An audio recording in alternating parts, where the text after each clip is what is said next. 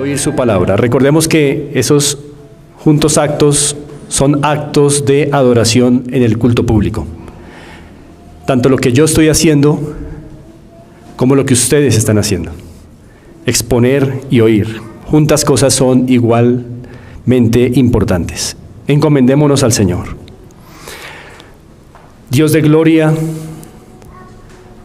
estamos ante ti también, Señor, adorándote con nuestras bocas y oídos. Pero tú has dicho, Señor, que los labios hablan de la abundancia del corazón. Y también llamas a tu pueblo a oír. Oye Israel, Jehová nuestro Dios, Jehová uno es. Por lo tanto, te rogamos, Señor, que nos concedas adorarte haciendo juntas cosas, exponiendo desde el corazón, escuchando con el corazón. Que seamos, Señor, para tu adoración por medio de Cristo en esta mañana. Amén. Quiero invitarles, por favor, a Génesis. Y nos ubicamos en el capítulo 2. Génesis capítulo 2.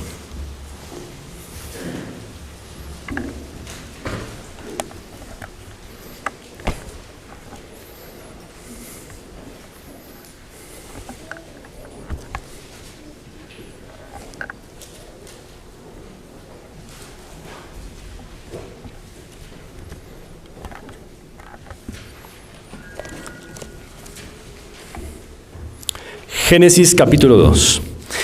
Quiero que en esta mañana, hermanos, recordemos que, como habíamos advertido en la reunión que tuvimos el domingo, vamos a tener una serie de enseñanzas debido a unos énfasis muy particulares que queremos hacer. Y los primeros domingos de cada mes queremos tratar temas sobre la familia. Hoy, en esta serie, vamos a comenzar tratando un tema sobre los esposos. Y he titulado la enseñanza de esta mañana Volviendo a los fundamentos pactuales del matrimonio. Volviendo a los fundamentos pactuales del matrimonio. Amada iglesia, cuando los fundamentos pactuales del matrimonio caen en el olvido por parte de los cónyuges, entonces cae también la gloria de Dios, y con ella, o sin ella más bien, los hogares quedan vulnerables ante todo tipo de asaltos de ideas y prácticas pecaminosas en el hogar. Por ello tenemos que volver a los fundamentos pactuales del matrimonio, para lo cual vamos a estar revisando aquí en Génesis capítulo 2 esos fundamentos, y vamos a hacerlo entre los versos 16 y 25. Antes de comenzar, quisiera decir que estamos en un tiempo, en un siglo, en el cual se ha hecho famosa esa expresión, ese prefijo re. Ahora, en ámbitos políticos y académicos, ese re ha tomado mucha fuerza. Hoy se habla mucho de redefinir, redescubrir, releer, reinterpretar, hacer reingeniería, y todo es re. No creo que sea malo, pero el problema es que muchas veces cuando ese re se utiliza en nuestro tiempo, se utiliza para justificar un cambio en los significados originales que Dios dio. El re muchas veces sirve en nuestros círculos académicos, por ejemplo, para ya no pensar más bíblicamente, sino para darle una nueva definición a los conceptos que el Señor alguna vez dejó establecidos en este canon perfecto, infalible e inerrante. Tenemos que tener cuidado. Cuando alguien dice, vamos a hacer una relectura de esta parábola, vamos a hacer una relectura de esta historia, lo que está queriendo decir es, vamos a cambiar el significado. Y una de las instituciones que más se han visto damnificadas por ese re ha sido la institución del matrimonio, pues se ha redefinido, sus fundamentos se han reinterpretado. Y como iglesia tenemos que estar apercibidos de ello. Por lo cual, quiero que hoy hablemos de dos grandes puntos en esta discusión de los fundamentos pactuales del matrimonio. Primero, los fundamentos preparatorios previos a un pacto matrimonial. Los fundamentos preparatorios previos a asumir un pacto matrimonial. Es decir, lo que todo soltero debería saber del matrimonio. Y luego vamos a mirar propiamente los fundamentos del pacto matrimonial como tal. Lo que los casados necesitamos saber, recordar acerca de el pacto matrimonial. Vamos a leer los versos 16 y 17 de Génesis capítulo 2. Dicen estos dos versículos así: y mandó Jehová Dios al hombre diciendo, de todo árbol del huerto podrás comer, mas del árbol de la ciencia del bien y del mal no comerás, porque el día que de él comieres, ciertamente morirás. Y ya que en este contexto en que Dios lo está diciendo, está preparando al hombre para el matrimonio, ya que el capítulo 2 va a culminar con la institución del matrimonio, debemos entender estos dos versículos 16 y 17 como preparatorios en el hombre para el futuro matrimonio que está a punto de celebrar. Así que, ¿qué podríamos decir de estos dos versículos 16 y 17? Como fundamento preparatorio antes de asumir un pacto matrimonial. Y más adelante definiremos lo que es un pacto matrimonial. Lo primero que podemos ver en estos versos que acabamos de leer es que el varón necesita someter su vida al Señor desde antes de asumir un pacto matrimonial. Desde antes de asumir un pacto matrimonial. Lo sabemos porque el Señor no dio la orden a Adán de ser sumiso a Él después de estar casado. Esta orden aparece antes del pacto matrimonial. Y lo que vemos entonces es que Dios está preparando a Adán para su futuro rol, diciéndole, sé obediente a mí. Recordemos que cuando Dios da estas órdenes, Eva no existe. Claramente el Señor le está haciendo un llamado a Adán a que se someta a Él, a su señorío, antes de asumir el pacto matrimonial. Podría pensarse equivocadamente que un buen momento para empezar a obedecer al Señor sea cuando nos casamos. Eso es una equivocación terrible.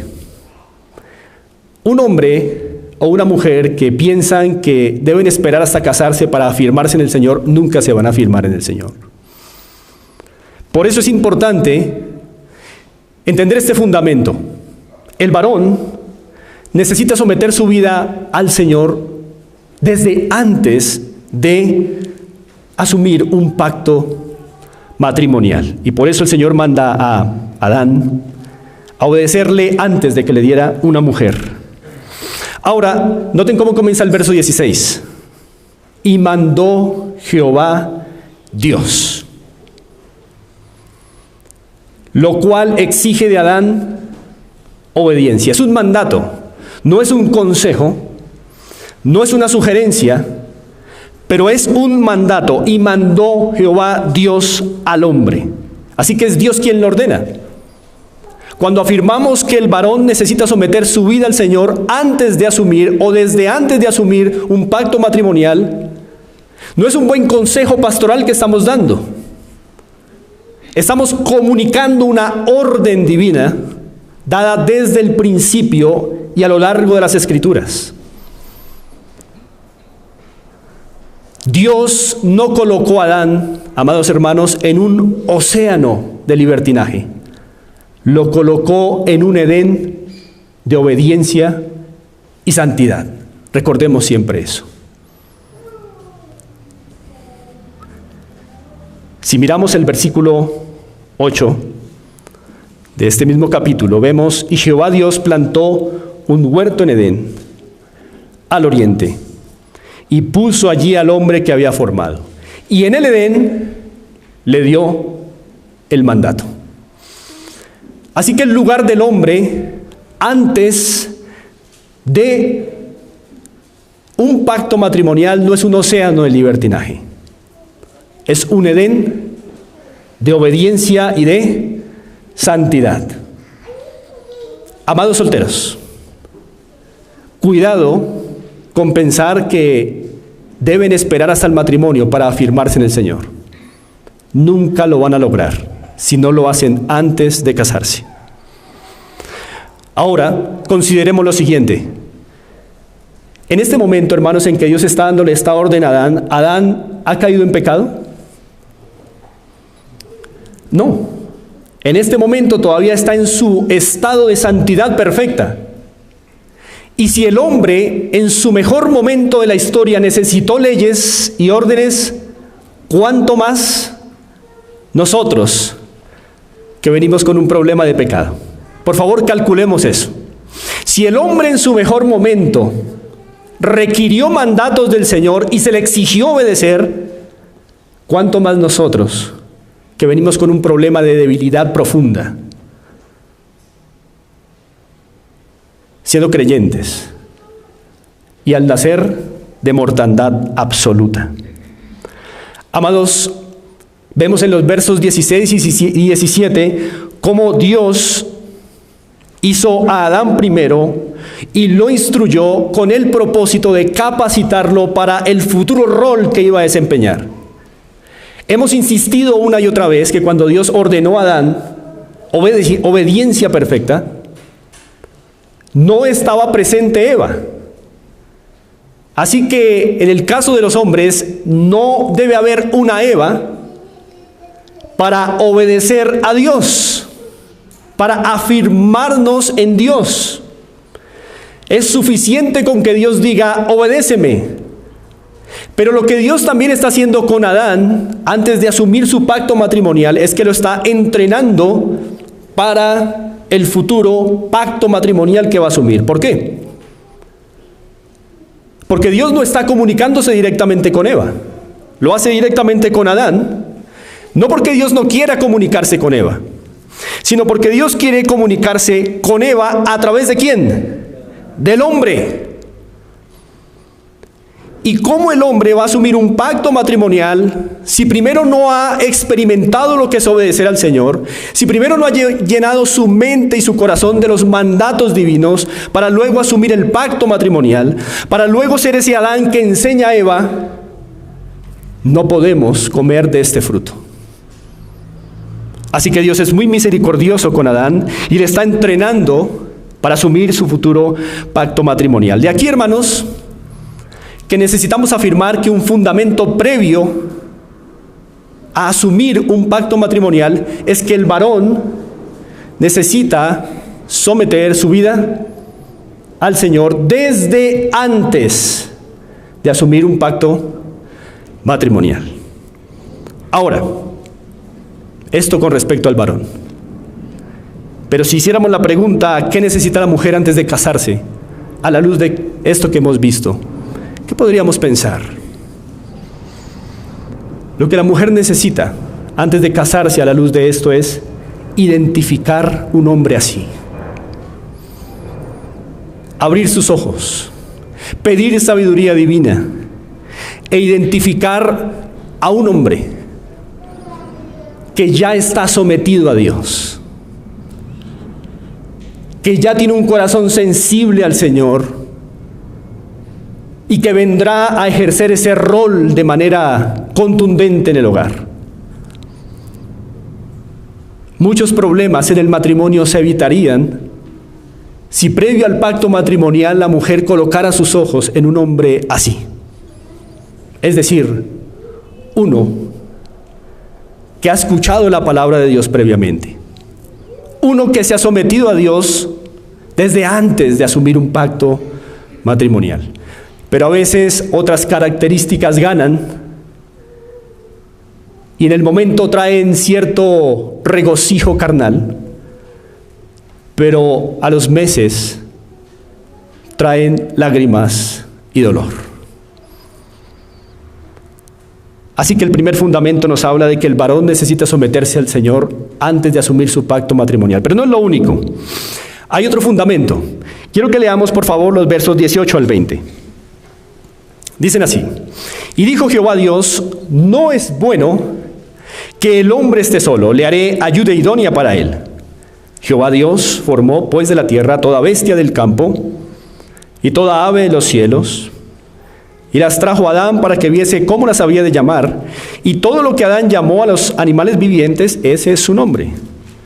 Y puso Adán nombre a toda bestia y ave de los cielos y a todo ganado del campo, mas para Adán no se halló ayuda idónea para él.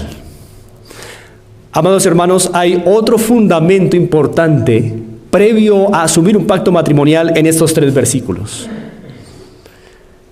Recordemos el primero: el varón necesita someterse desde antes de asumir un pacto matrimonial. Pero aquí hay otro: el varón también necesita someter sus conceptos al Señor desde antes de asumir un pacto matrimonial.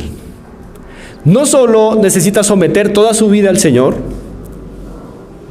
sino que también necesita, desde antes de asumir un pacto matrimonial, someter sus ideas, sus conceptos, especialmente sus ideas y conceptos con respecto a la vida marital, desde antes de casarse. Ahora, parecería obvio que esto es así, pero no es tan obvio, hermanos. Muchos hombres creyentes que se casan, luego salen con cosas extrañas, y aún muchos de ellos son creyentes. Muchos con el tiempo, o incluso no pasando mucho tiempo, creen que su mejor ayuda idónea son los amigos, o creen que su mejor ayuda idónea son sus deportes, o creen que su mejor ayuda idónea es una mascota. Y todo eso revela que los conceptos no se sometieron al señorío de Cristo antes de asumir un pacto matrimonial. Así que también los conceptos es importante someterlos al Señor desde antes de asumir el pacto matrimonial. ¿Por qué lo sabemos? Porque miren cómo comienza el verso 18. Y dijo Jehová Dios. ¿Cómo comenzó el verso 16? Y mandó Jehová Dios, lo cual exige obediencia. Pero ahora el verso 18 comienza y dijo, ya no y mandó, sino y dijo Jehová Dios, lo que implica que ahora el hombre, ¿qué tiene que prestar? Oído. En lo primero, prestar toda su vida en obediencia. Ahora tiene que prestar oído a los conceptos de Dios acerca del matrimonio, confrontarlos y asumir cambios si son necesarios. Así que solo Dios, hermanos, puede afirmar lo que no es bueno para el hombre, aún antes de casarse. Ni tú ni yo tenemos el derecho ni la habilidad para decir qué es bueno y qué no es bueno, especialmente en el matrimonio. Solo Dios tiene la prerrogativa, el derecho de decir que no es bueno para el hombre y decir que sí es bueno para el hombre en el matrimonio. Y por eso todo varón, antes de casarse, debe revisar cuáles son sus conceptos con los que está entrando al matrimonio. Vemos en el verso 18 que Dios dijo, no es bueno que el hombre esté solo. Parece una expresión muy sencilla, y de hecho lo es, pero no es simplista. No es bueno que el hombre esté solo. Pero, ¿qué tienen muchos varones de hoy en día en su mentalidad? ¿Qué ideas tienen muchos hombres de hoy? Que es bueno estar solo. Mujeres también, por supuesto. No hace mucho iba en un bus hacia el Recodo y delante de mí iba una muchacha hablando por celular. Al parecer estaba hablando con otra joven. Y ella le decía con insistencia y convicción estas palabras, no se me olvidarán: yo no necesito un hombre en mi vida. Quiero un hijo, pero no un hombre siempre a mi lado. Puedo sola. ¿Eso no suena extraño? De ninguna manera. Hoy, lo que Dios dice que no es bueno, el hombre ha dicho que sí es bueno. Y el Señor ha dicho a Adán, y de Adán, no es bueno que el hombre esté solo. Así que un varón, antes de asumir el pacto matrimonial, necesita revisar sus conceptos acerca del matrimonio. Calcular. Y hermanos, aunque parece obvio, no lo es tanto. Miren el propio caso de Adán. No es bueno que el hombre esté solo. Pero toda la tragedia en el Edén ocurrió en un tiempo en el que Adán prefirió estar solo. Qué sabio es el Señor. Cuando el hombre está solo, muchos problemas acarrea una vida de un soltero y aún una vida de un casado. Porque el Señor ha dicho que no es bueno. No es bueno que el hombre esté solo. Ahora, el mismo Dios que dijo lo que no es bueno para el hombre, también dijo que sí es bueno para el hombre. Ahí mismo en el verso 18. Dice, le haré ayuda, ¿qué? Idónea para él. Y solo Dios tiene la prerrogativa, el derecho de decir que sí es bueno para el hombre. Así como Él dice que no es bueno, también Él dice que sí es bueno. Así que no es como alguien que dice lo que no es bueno, pero dejan incertidumbre sobre qué será entonces lo bueno. No, Él ha dicho que no es bueno y también ha dicho que sí es bueno para el hombre. No es bueno que esté solo, pero ¿qué es bueno para el hombre? Tener una ayuda idónea. Eso es bueno, y todo hombre, como Adán, antes de asumir el pacto matrimonial, debería evaluar sus conceptos personales y ajustarlos al plan divino. Creo, hermanos, que nosotros los padres y nuestros padres y abuelos han tenido mucha de culpa y tenemos mucho de culpa en criar a nuestros hijos con una mentalidad de levantarse solos. No deberíamos hacer eso.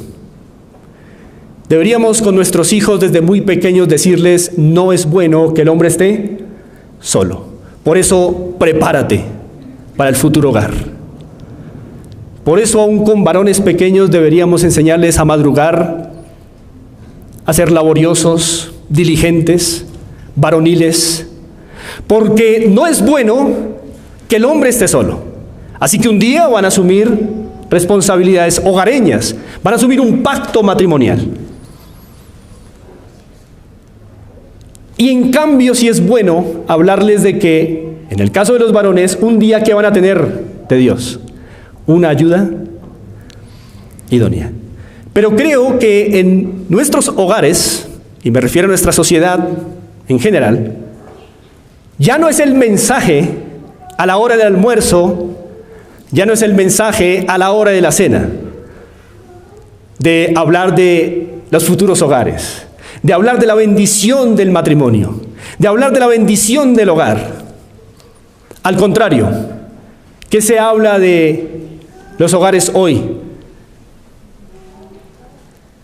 a las mujeres se les dice, usted tiene que velar por usted misma, porque algún hombre podrá de pronto tomarla y después dejarla. Defiéndase, prepárese.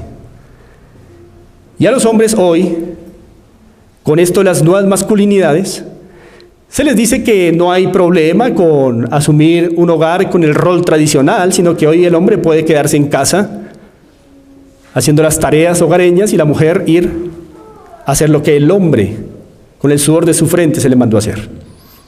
Al hombre, no a la mujer. Todo está al revés. Pero Dios dice que es bueno y que no es bueno. ¿Qué no es bueno? Que el hombre esté solo. ¿Y qué sí es bueno? Que tenga una ayuda idónea. Ahora, Adán necesitaba una ayuda idónea. Y creo que generalmente hemos entendido ayuda idónea como ayuda adecuada, ¿verdad? Ayuda idónea, una ayuda adecuada. Creo que está bien, pero también creo que el adjetivo adecuada, cuando pensamos en ayuda idónea, no hace justicia a todo lo que el término idónea quiere comunicar. Así que me gustaría en esta mañana, de manera sencilla, advertir que el término o el adjetivo idónea, para referirse a esa ayuda del hombre, comunica conceptos muy específicos desde el hebreo. Ya que el hebreo, de donde procede esta palabra, el hebreo neged, significa opuesto. Opuesto. Y usted piensa, ¿cómo alguien opuesto puede ser una ayuda? Eso es lo que significa la palabra idóneo en hebreo. Y opuesto. Bueno, opuesto no siempre es una palabra peyorativa. De hecho, opuesto también es una palabra que refleja un significado, comunica una idea positiva. Opuesto puede ser alguien que tiene unas características únicas que yo no tengo para complementarme. Y eso es importante. ¿Y por qué es importante hacer este énfasis? Porque muchos hombres hoy creen que una ayuda adecuada para sus vidas es un perro. Incluso muchos hombres creen que una ayuda adecuada para ellos es otro hombre.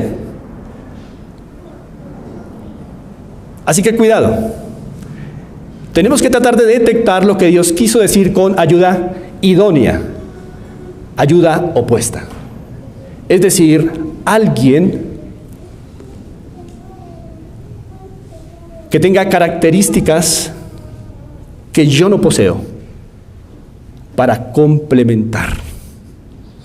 Y si no se cumple eso, no es ayuda idónea dentro del contexto del pacto matrimonial. Por supuesto que tenemos ayuda en los amigos, en los hermanos, pero en el contexto del pacto matrimonial hay unas características muy particulares. Vamos a revisarlas. Vamos a revisarlas a partir de la ilustración que el Señor da en el verso 19 y 20. Y cuando llego a este punto, siempre me gusta recordar un suceso que nos ocurrió un día con nuestro hijo Juan Andrés. Le pusimos a leer esta porción de las Escrituras y cuando lo sentamos para que nos compartiera lo que había aprendido, nos dijo, bueno, yo aprendí que no es bueno que el hombre esté solo. Y nosotros dijimos, muy bien. ¿Y qué más aprendiste? Y nos dijo, bueno, aprendí que necesita una ayuda idónea. Y nosotros, muy bien, hijo. ¿Qué más aprendiste? ¿Cuál es esa ayuda idónea? Y nos dijo, aprendí que la ayuda idónea del hombre son las bestias. Yo me miré con Alexa con un poco de preocupación y dije, ¿cómo entendió eso de acá? El problema fue que leyó hasta el verso 19. Porque si ustedes ven el 18 dice, le haré ayuda idónea para él. E inmediatamente, ¿qué formó Dios? Las bestias del campo. Bueno, ese es un buen ejemplo para tratar de leer siempre la Escritura por perícopas, es decir, por unidades completas de pensamiento. porque si cortamos en ciertos versículos, probablemente nos va a quedar una idea errada. Pero algo que sí es muy contundente y nos ayudó a ver el por qué el Señor no colocó en el verso 19 la formación de la mujer, lo cual sería lógico, ¿cierto? Es decir, que el verso 18 terminara diciendo, le haré ayuda idónea para él, y que inmediatamente comenzara el verso 21. Entonces Jehová, Dios hizo caer en sueño profundo y todo lo que sabemos sobre la formación de la mujer. Sería un poco más lógico, ¿verdad? Pero ¿cómo es que Dios hace una interpolación antes de pasar al verso 21 con los versos 19 y 20? ¿Qué quería el Señor afirmar sobre su ayuda idónea? Muy importante. Verso 19. Jehová Dios formó pues de la tierra toda bestia del campo, toda ave de los cielos, y las trajo a Adán para que viese cómo las había de llamar, y todo lo que Adán llamó a los animales vivientes, ese es su nombre. Y puso Adán nombre a toda bestia y ave de los cielos, y a todo ganado del campo, mas para Adán no se halló ayuda idónea para él. Así que esta interpolación realmente está en el lugar perfecto para enseñar a Adán qué era una ayuda idónea. Y no la iba a encontrar en otros seres vivos, pero que no habían sido hechos a imagen y semejanza de Dios. Las Escrituras no dan exactamente las razones de cómo Adán concluyó que entre los bellos animales no había ayuda idónea para él. Pero podemos imaginarnos, tal vez Adán estaba deseoso de ver eco de su autoridad sobre ellos, una autoridad benéfica. Recuerden que en las Escrituras quien le coloca el nombre a otro es su autoridad.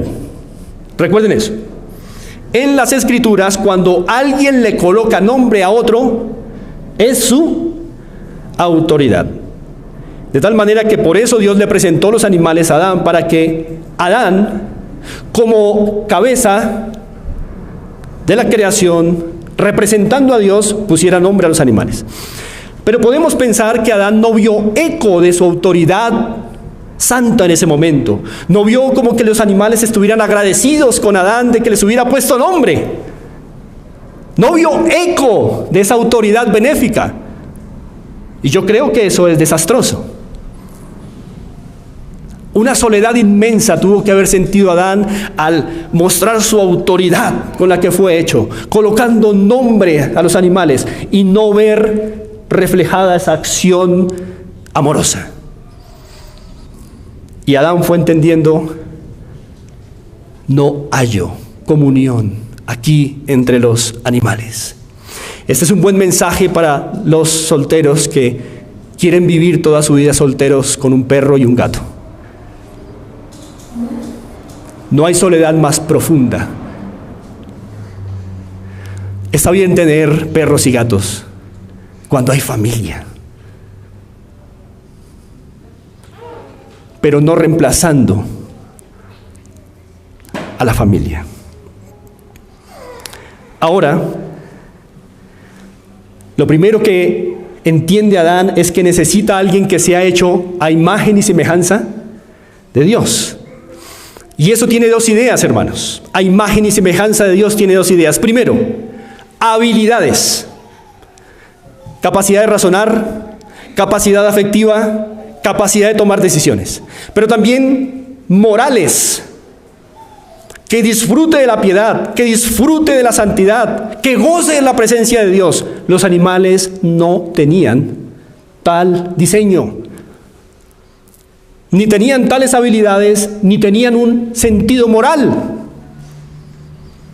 Y Adán necesita eso. Así que entiende que necesita un ser a imagen y semejanza de Dios. Pero cuidado, cuidado. Si todavía lo dejamos hasta ahí, entonces podríamos decir que a un hombre, otro hombre, le podría ser una ayuda idónea. Cuidado.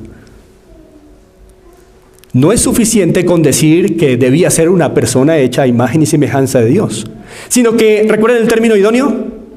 Opuesto. Tenía que ser alguien con características diferentes a nivel biológico, es decir, físico, a nivel psicológico, a nivel afectivo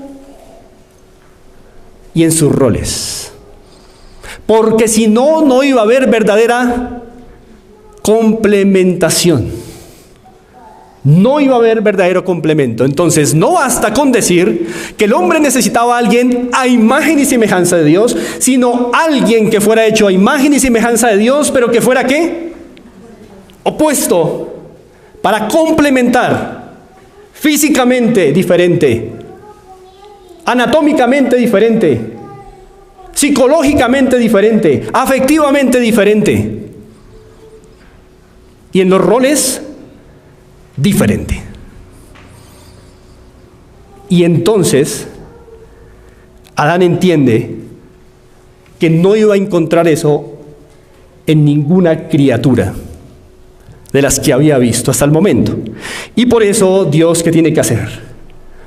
Una ayuda opuesta, una mujer, biológicamente diferente, psicológicamente diferente, afectivamente diferente, con roles diferentes, pero hecha a imagen y semejanza de Dios para complementarlo perfectamente. El hombre necesita someter sus conceptos a Dios antes de asumir un pacto matrimonial. Debe entender eso. Solo una mujer lo puede complementar. Supremamente importante. Ahora, podríamos preguntar para terminar este punto, ¿y qué necesita la mujer antes de casarse? La Biblia ha hecho énfasis en el hombre, porque la mujer no está creada. Bueno, la mujer necesita entender que sus diferencias físicas, anatómicas, psicológicas, afectivas y de roles no son una debilidad, son una virtud para complementar al hombre de su vida. Pero hoy, ¿cómo son vistas las diferencias con que Dios hizo a la mujer respecto al hombre? ¿Como virtudes? No. Como defectos abominables que la sociedad ha construido y que se ha inventado. Todas esas diferencias son constructos sociales. No son cosas dadas por diseño divino. La mujer también necesita someter sus conceptos al Señor antes de asumir un pacto matrimonial. Y también, en este punto, creo que la mujer también necesita, antes de asumir un pacto matrimonial, prepararse para hacer ayuda opuesta. Es decir, conservar todas sus diferencias, porque es la única manera en que la mujer va a ayudar al varón a desarrollarse rápido como cabeza. Si la mujer, antes de asumir el pacto matrimonial, diluye las diferencias con el hombre,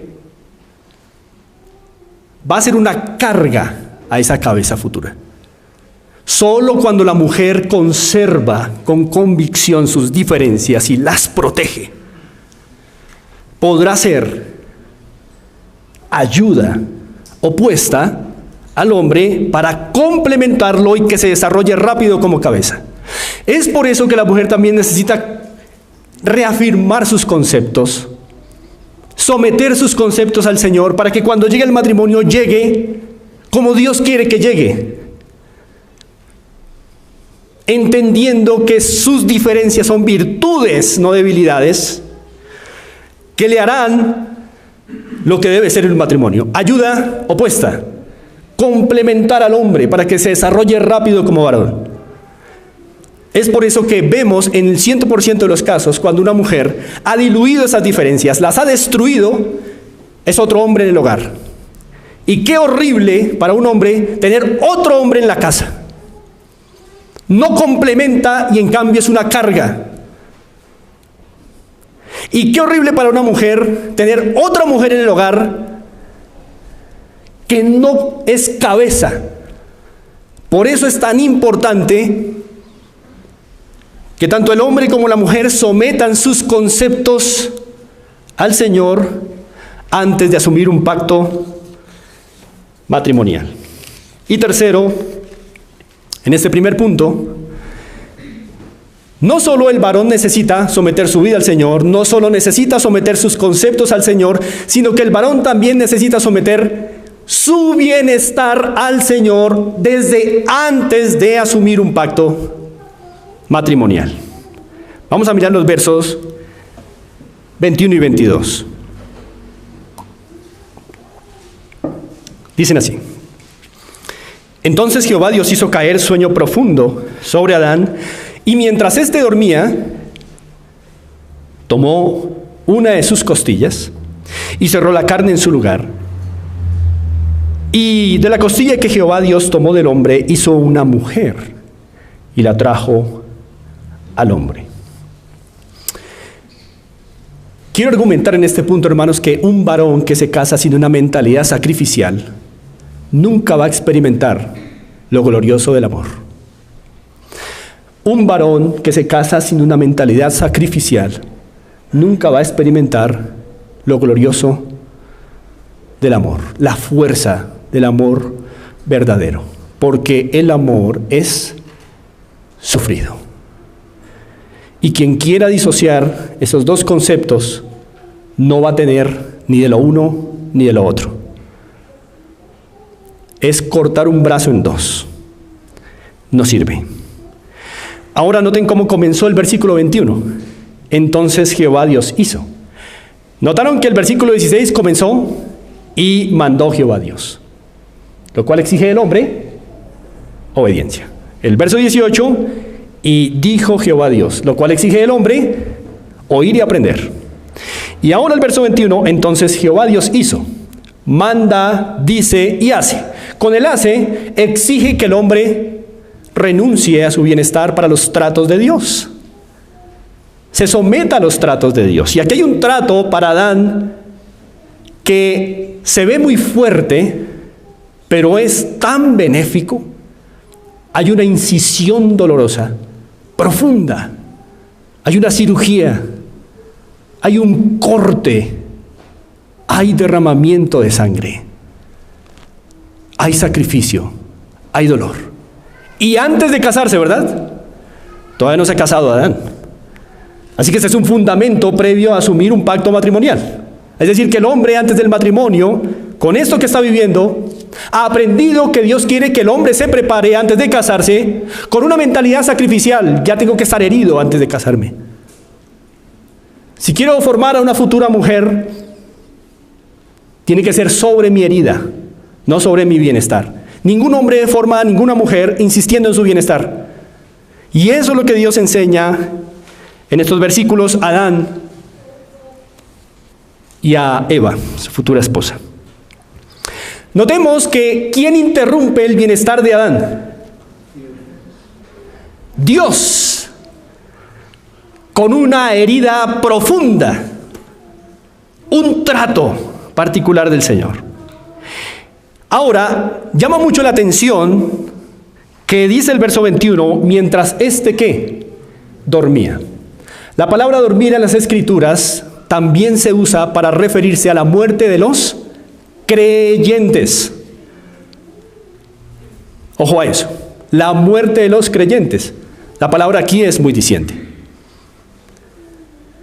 De hecho, cuando ustedes van a Lucas 16 y miran la parábola del rico y de Lázaro, o historia, como algunos otros creemos, ustedes van a notar que ¿cómo se describe la muerte de Lázaro? Durmió. ¿Y cómo se describe la muerte del rico? Fue sepultado.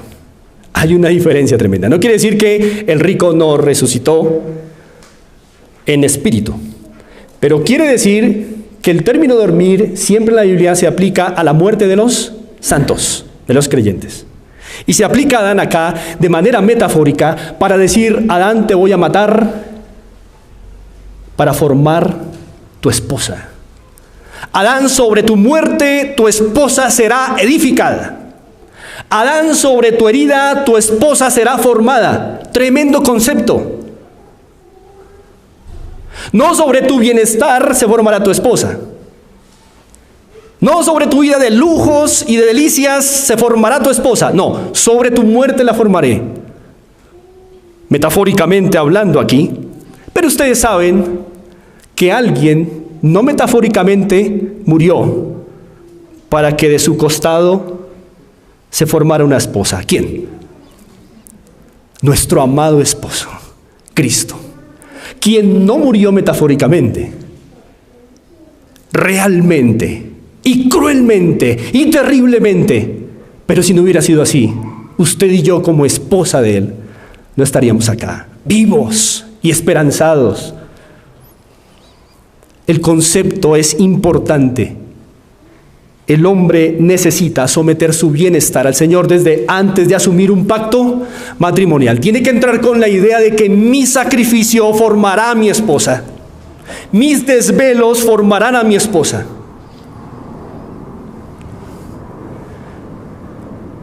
Parece obvio, pero no lo es, cuando vemos tantos hogares cristianos y el hombre echado a las petacas, solo queriendo llegar a su hogar, a tomar el control del televisor, sentarse como un rey y que le traigan la comida y desatender su hogar. No es la visión bíblica aquí. Sobre tu herida se formará tu hogar, sobre tu herida formaré a tu esposa. Sobre tu muerte, tu esposa será edificada. Así que Adán aprendió el costo del amor sacrificial, porque Dios lo sometió a una herida. Pero Adán también entendió la recompensa del amor sacrificial. Mírenlo en el versículo 21. Al final, después de esa herida profunda, dice, y cerró, ¿qué? La carne en su lugar. Primera recompensa. Todo hombre que se sacrifica como Adán, recibe de Dios, ¿qué? Aliento, sanidad. Podrá ser difícil, pero Dios va alentando, Dios va sanando las heridas, va diciendo, adelante, ánimo, no te dejaré con esa herida abierta, asúmelo. Así Cristo también resucitó. Y en un sentido, Adán también, ¿qué? Resucitó. Qué ilustración tan poderosa del amor más grande entre Cristo y su esposa, la iglesia. Pero no solamente esa fue la recompensa para Adán, que Dios le haya sanado, que Dios haya sido su aliento, que Dios haya sido su cuidador, sino también el verso 22 es una recompensa de su sacrificio. Dios formó una mujer de su herida. Qué bonito poder ver con mi sacrificio a una esposa formada. Qué bonito ver que tengo heridas de batalla, pero que mi esposa está entrenada, que mi esposa está formada, que mi esposa está edificada. Pero qué horrible mirarse a uno mismo y ver tanto bienestar y la esposa con conceptos mundanos acerca de su feminidad, acerca de su rol, acerca de sus virtudes. Es por eso que Dios ordena al hombre y le enseña que antes de asumir un pacto matrimonial, entre con una mentalidad sacrificial. Y Él le hace la herida para que él lo aprenda. Así que, hermanos, Dios preparó aquí una ilustración hermosa del más grande amor sacrificial en la historia. ¿Cuál es? El amor de Cristo, por cuya herida su esposa fue sanada. Qué hermosa ilustración del amor de Cristo hacia nosotros, su esposa. Y podríamos finalizar este punto preguntándonos, ¿y qué necesita la mujer entender antes de casarse? Bueno, una mujer debe entender que su formación dependerá del hombre que escoja. Hermana soltera, tenga esto en cuenta en sus cálculos.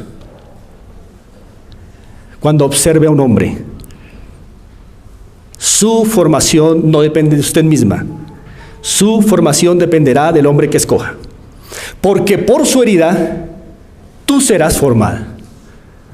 Y si el hombre que escojas no está muy compenetrado con la idea de sacrificarse, no lo escojas, porque tú no serás formada. Es decir, escojan un hombre piadoso. Otra cosa, mujer, importante. Recordemos que la mujer, hermana, la mujer fue hecha para el hombre, no el hombre para la mujer. Eso lo sabemos por el verso 18 y también por 1 Corintios 11, 8 y 9, que afirman lo mismo. Miren lo que dice el verso 18. Le haré ayuda idónea, ¿qué? Para él. O sea que la mujer fue hecha a causa del varón, no el varón hecho a causa de ella. ¿Qué significa eso? Que la mujer entra al matrimonio con el concepto de ser formada, no de formar. Ojo, de ser formada. Así que debe entender esto antes de asumir un pacto matrimonial. Yo voy a ser formada. Pero si quiere ser formada, ¿qué necesita? Un formador. Duele mucho ver niñas cristianas que tienen la necesidad de ser formadas, escogiendo a un hombre que no es formador. No me refiero a un maestro, me refiero a un hombre piadoso, que ame a Cristo por sobre todas las cosas. Ese es un hombre que formará, con su personalidad y todo lo que se quiera. Formará. Bien, hermanos, hasta aquí el primer punto, los fundamentos divinos antes de asumir un pacto matrimonial. Ahora terminemos con el segundo punto. Ahora sí, los fundamentos divinos del pacto matrimonial como tal. Casados. Leamos los versos 23 al 25. Dijo entonces Adán: esto es ahora hueso de mis huesos y carne de mi carne. Esta será llamada varona porque del varón fue tomada. Por tanto, dejará el hombre a su padre y a su madre, y se unirá a su mujer, y será una sola carne. Y estaban ambos desnudos, Adán y su mujer, y no se avergonzaban. Hermanos, Dios instituyó el matrimonio, y solo Él tiene el derecho de decir qué significa, cuáles son sus fundamentos y cómo funciona. Solo Él. Nadie nos puede decir a nosotros qué es el matrimonio, ni cuáles son sus fundamentos, ni su constitución, ni las claves para que se mantenga firme, sino Dios. Ni la ONU, ni el gobierno, ni ninguna carta constitucional. Dios. Nadie más tiene el derecho de definir el matrimonio. Dios ya lo hizo. Y nadie tiene el derecho de redefinirlo. Y aquí en los versos 23 al 25 están los fundamentos divinos del pacto matrimonial. Así que, casados, ¿qué tenemos que recordar de lo que es nuestro pacto matrimonial? Aquí está. Y quisiera comenzar diciendo de manera sencilla qué es un pacto. La definición más básica de un pacto en las Escrituras es promesa juramentada. Una promesa que se sella con juramento. Eso es un pacto. Si quieren un poco más de ampliación de esa definición, podría ser una promesa juramentada que implica una relación especial de amor. Eso. Seguro que tenemos que decir mucho más de lo que un pacto significa en la Biblia, pero para manejarlo durante esta enseñanza podemos manejar esa definición. Siempre un pacto, siempre, cualquiera que sea en la Biblia, está caracterizado porque es una promesa hecha con juramento. Si no hay una promesa con juramento, no hay un pacto. Así que podríamos pensar el matrimonio como una promesa juramentada que implica una relación especial de amor. Así que un pacto matrimonial no se puede dar entre dos amigos, porque implica una promesa juramentada con una relación especial de amor. Ahora, quiero que miremos dos pasajes fuera de Génesis que nos hablan del matrimonio como un pacto. Miremos Proverbios 2.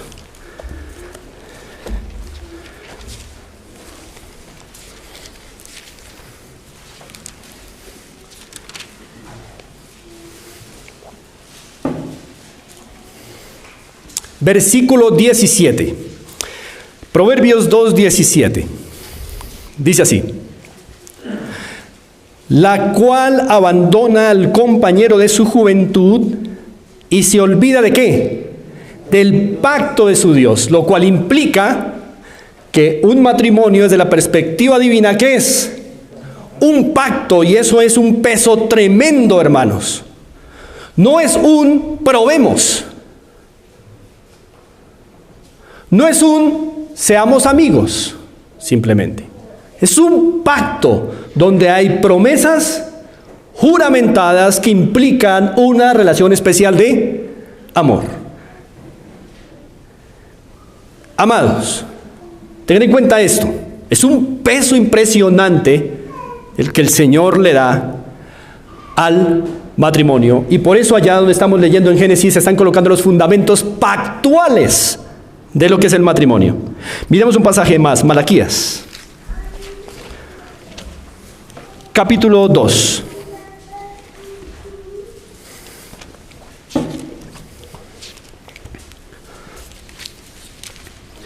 Malaquías capítulo 2. Dice así el versículo 14. Mas diréis, ¿por qué? Porque Jehová ha atestiguado entre ti y la mujer de tu juventud, contra la cual has sido desleal, siendo ella tu compañera y la mujer de tu ¿qué? Pacto, otra vez. ¿Cómo ve Dios el matrimonio? ¿Como un juego? ¿Como algo temporal? ¿Como algo hasta que me canse? ¿Hasta que me aburra? No, como un pacto, con promesas juramentadas que implican una relación especial de amor. Y con esto en mente, volvamos a Génesis, capítulo 2. Así que miremos rápidamente los fundamentos divinos del pacto matrimonial. Primer fundamento: el matrimonio como pacto es una promesa juramentada formal. Formal. ¿Por qué? Miren el 23. Dijo entonces Adán. ¿Cuándo lo dijo? Ya cuando se le puso enfrente, ¿quién? A la mujer. Dijo entonces Adán: esto es ahora hueso de mis huesos y carne de mi carne. Esta será llamada varona porque del varón fue tomada. Ese dijo Adán es importante en este contexto pactual. ¿Por qué? Porque lo está diciendo ante ¿qué testigos? Ante Dios y ante ella. Es formal. No es tan simple como que nos vamos a vivir y miramos. No, el matrimonio comienza con promesas juramentadas en donde Adán aparece prometiendo cosas serias. Pero lo primero que quiero que veamos es que es una promesa juramentada formal. No es por debajo de cuerda. No es a escondidas. No, es público, es formal. Delante de Dios y de los hombres que haya ahí implicados. En este caso, Eva. Y delante de Dios. Así que hay que entender esto pactual en el matrimonio. Es una promesa juramentada formal, no informal. Formal. Con testigos. El más importante de todos es Dios. Ahora, segundo fundamento. El matrimonio como pacto es una promesa juramentada de unidad. Promesa juramentada de unidad. Es decir, juro que ahora eres hueso de mis huesos y carne de mi carne. Ahora. Es una promesa juramentada de unidad. Esto es ahora hueso de mis huesos y carne de mi carne. Impresionante declaración. Lo que Adán está haciendo es un voto delante de Dios y de ella, diciéndole: ahora tú eres parte de mí para siempre. Ahora somos uno por voto. Impresionante, hermanos. Y todavía una promesa juramentada sigue vigente cuando ella se vuelve cansona, cuando él ahora es un poco más aburrido, cuando se ha vuelto insoportable, todavía hay una promesa juramentada. Y solo se puede ser uno con la persona que se le está haciendo el voto matrimonial, el juramento de unidad. Así que un pacto matrimonial es una promesa juramentada formal, pero también es una promesa juramentada de unidad. Soy uno contigo para siempre. Tercero, también es una promesa juramentada de responsabilidad. El casado ha asumido formalmente y con promesas juramentadas no solamente estar unidos para siempre o estar unido para siempre con la otra persona, con la mujer, sino también ser responsable. ¿Dónde aparece eso? Miren el verso 23 al final. Esta será llamada ¿qué? Varona. ¿Qué dijimos del que le coloca nombre a otra persona? Es su autoridad. ¿Desde cuándo empezó a ser la autoridad? No un mes después de casarse, no un año después y no 30 años después. Desde el momento de los votos, soy tu autoridad, te lo prometo. Por eso le puso nombre ahí mismo en el momento del juramento formal. Ahí mismo se mostró autoridad, porque él fue el que le colocó ¿qué? Nombre. Y Dios está complacido con esto, de que el hombre tenga esa autoridad desde el momento de los votos. Por eso el hombre en el momento de los votos no debe ser debilucho. Así tenga nervios, debe sacar rigor y dar sus votos como autoridad desde el momento en que los dice: seré tu autoridad, te lo prometo. Porque en el momento de los juramentos, el hombre lo está haciendo. Tú serás llamada ¿qué? Varona. O sea, yo soy tu autoridad, te estoy colocando nombre, eres mía. Esta tradición antiguamente se seguía colocándole el apellido de la mujer a la mujer, el que era del hombre, que la tomaba en los votos.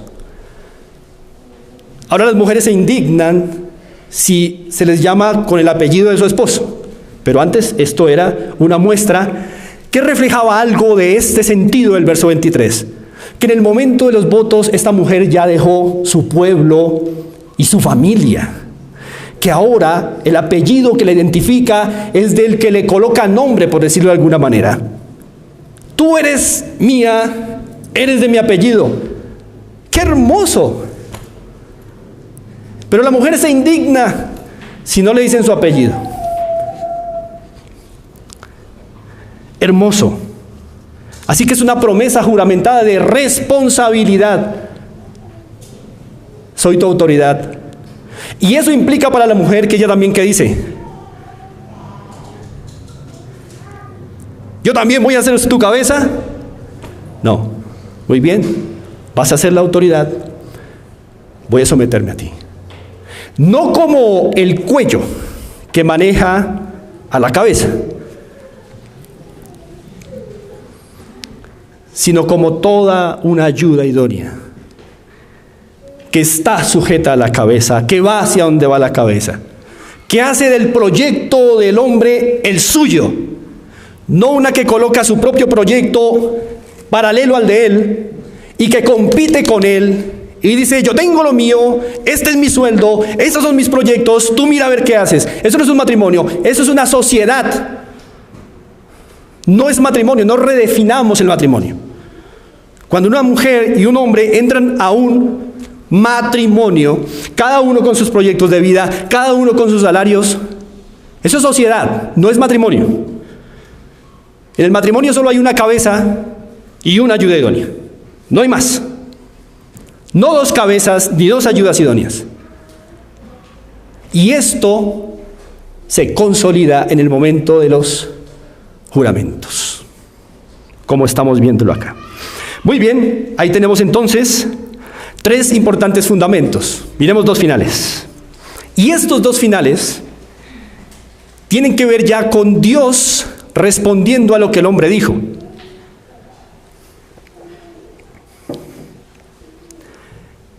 Pero primero el hombre y la mujer hacen su parte. Verso 23, los votos. Ahí, amados hermanos, ya se establece un matrimonio. No se experimenta, pero con los votos ya se establece, bíblicamente. En el 23 ya hay un matrimonio. Y todavía no hay relaciones sexuales. Ya se estableció con los juramentos, pero no se ha experimentado. Eso es algo que Dios tiene que dar permiso. Por eso dice el verso 24. Por tanto, pregunto, ¿quién dice el por tanto? No Adán. No Adán. El por tanto lo dice Dios. ¿Cómo lo sabemos? Miremos Mateo.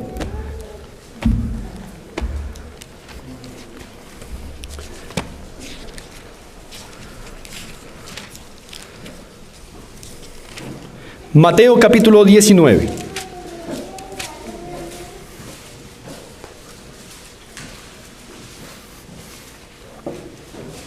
Dice así, en el versículo 4, Jesús respondiendo a los fariseos y a los escribas respecto al matrimonio, les dice, él respondiendo les dijo, ¿no habéis leído que el que los hizo al principio, varón y hembra, los hizo? Y dijo, el que los hizo, dijo, ¿lo notaron? El que los hizo, dijo, por esto el hombre dejará a padre y madre. Entonces, en el versículo de Génesis que acabamos de leer, ¿quién es el que dice, por tanto dejará el hombre a su padre y a su madre? ¿Quién es el que lo dice? El que los hizo, Dios. Entonces, en un pacto matrimonial, Dios está muy involucrado. ¿Y qué está esperando hacer Dios? Está esperando los 3 primeros fundamentos. Que sea una promesa juramentada formal, que sea una promesa juramentada de unidad y que sea una promesa juramentada de responsabilidad. Y luego de eso, Dios dice, muy bien, ahora les doy permiso de experimentar ese pacto matrimonial que comenzó con los votos de esta manera, de 3 maneras. Unos, Dios otorga el permiso, y ese es el fundamento cuarto. Dios otorga el permiso. Dios declara el permiso de experimentar el pacto matrimonial cuando se han hecho los juramentos, las promesas juramentadas. ¿Cómo lo hace? Diciéndole al hombre, bueno, ahora sí entonces, experimenten el matrimonio. Hombre, deja a tu padre y a tu madre. Y muchas cosas que pudiéramos hablar acá, pero ahora no es el tiempo, no tenemos tiempo para esto. Pero básicamente lo que el Señor está diciendo es, ve y asume una nueva autoridad. Eso es una experiencia por primera vez, la nueva autoridad. Ahora va a ser cabeza, antes no lo era en su hogar. En su hogar era hijo, pero ahora va a experimentar por primera vez una nueva ¿qué? Autoridad. Tal vez en la casa tenía alguna autoridad, el hermano mayor. Ahora no, ahora es cabeza. Antes era un hijo, ahora es esposo.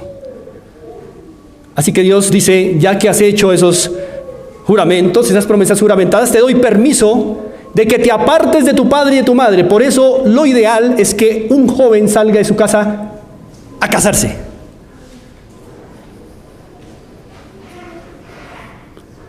No antes a vivir al lado de la universidad. No, a casarse. Es Dios dando el permiso. Ya que has hecho esos juramentos, ahora te doy permiso. Deja a padre y madre. Vive con aquello que te has comprometido para siempre ahí. Ve, déjalos.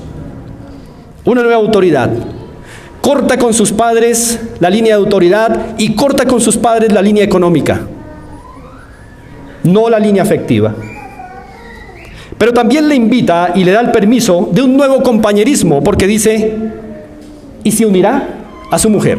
Antes su compañerismo era de tipo ¿qué? Familiar. Ahora es de tipo ¿qué? Marital. Es Dios dando permiso, ya que te comprometiste, ve, vive un nuevo compañerismo, qué delicia. Pero no antes de los juramentos. Después, vive un nuevo compañerismo. Pero también le dice, vive una nueva intimidad. Dice, y serán una sola carne. Antes,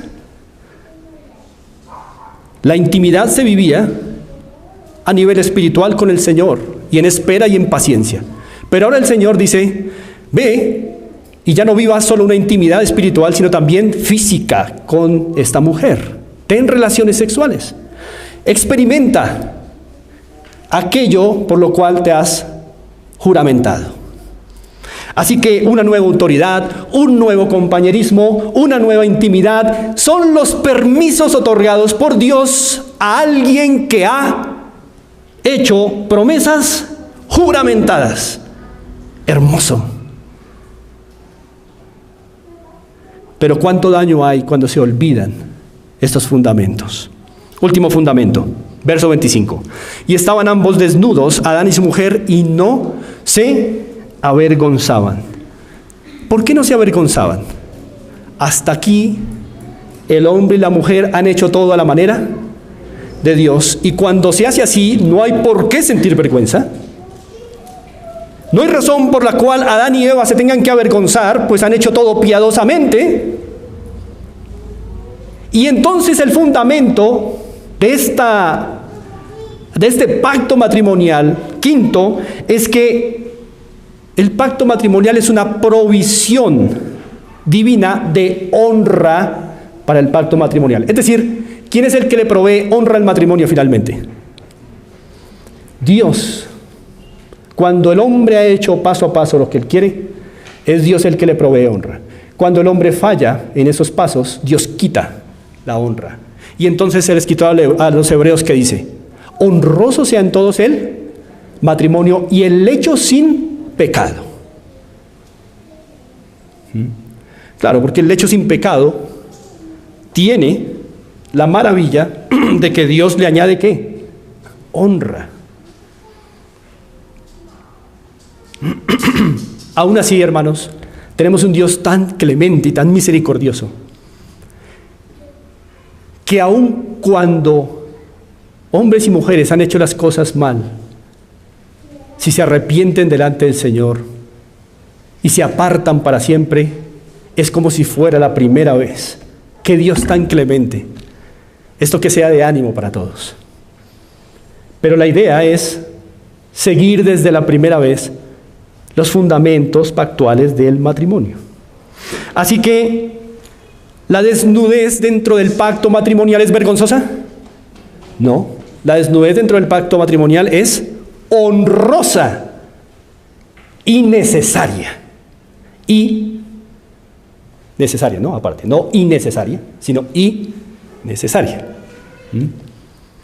Pero la desnudez fuera del pacto matrimonial es vergonzosa y acarrea dolor.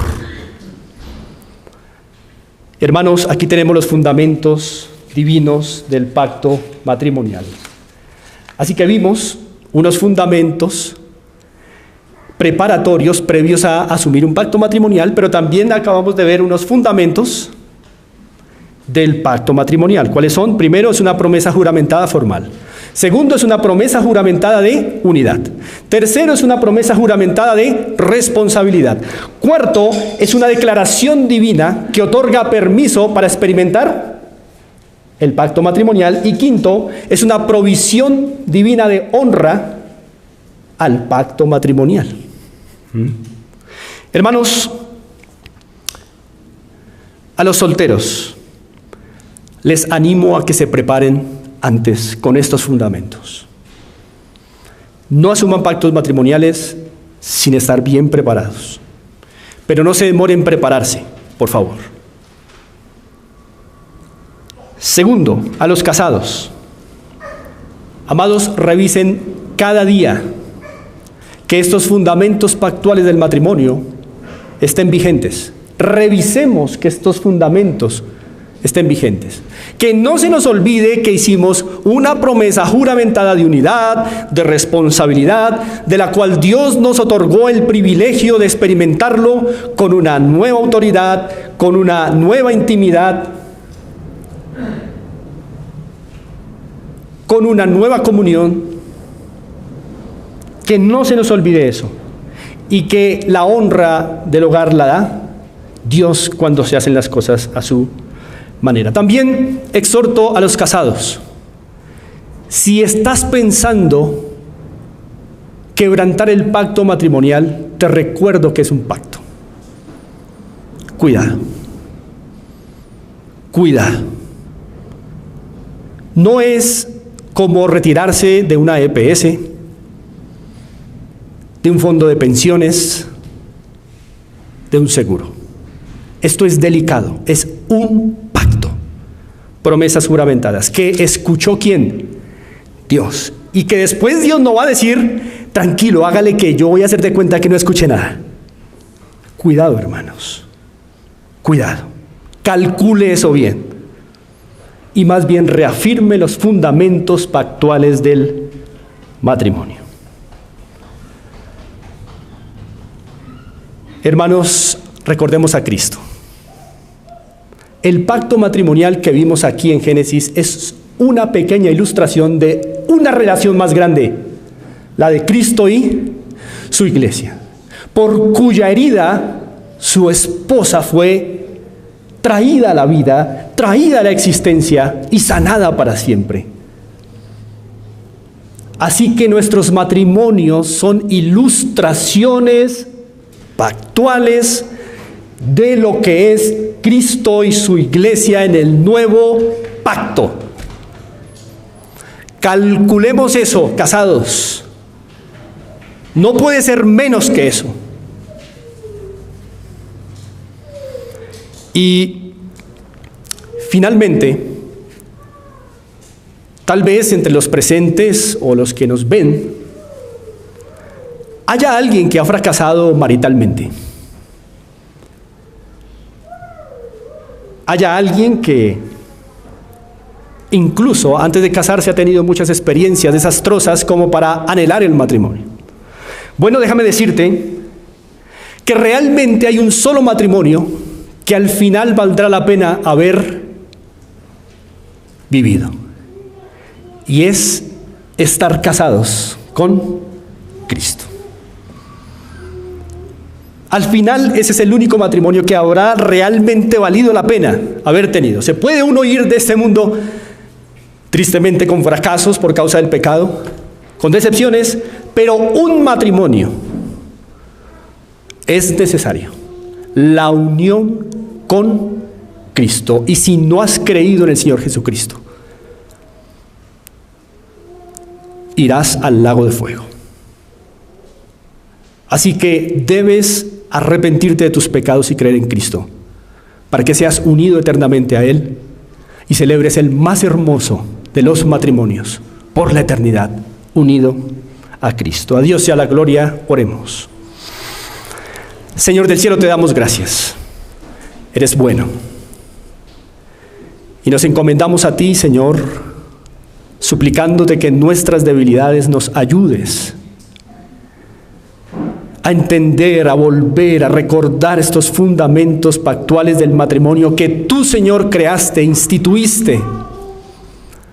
Y renueva, Señor, nuestros entendimientos con alientos, con ánimo, con significados inspirados aquí en tu palabra, para llevar nuestros matrimonios y rendirlos a ti, Señor, para que sean para tu gloria. Ayúdanos, por favor, porque lo necesitamos. Te lo pedimos en Cristo Jesús. Amén. Gracias, amados hermanos.